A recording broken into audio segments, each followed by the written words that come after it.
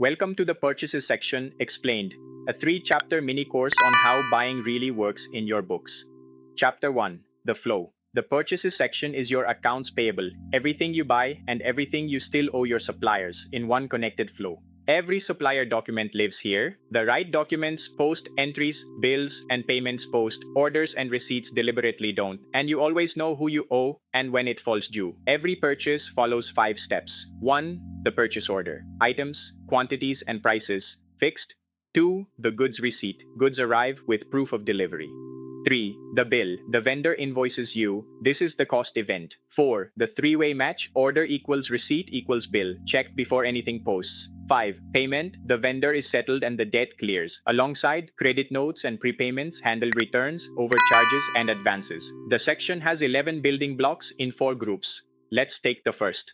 Vendors. The master record. Contact. GST payment terms. Outstanding balance. Purchase orders. The formal order. The benchmark. Every bill is checked against no ledger entry yet.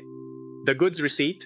What actually arrived and when. It moves stock, not money. The lesson. None of these touch the ledger. They control the bill before any debt exists. Learning check. Which document creates the payable, the purchase order, the goods receipt, or the bill? Think for a moment. The bill. Only the bill books the debt. That's the flow. Lesson 1 complete.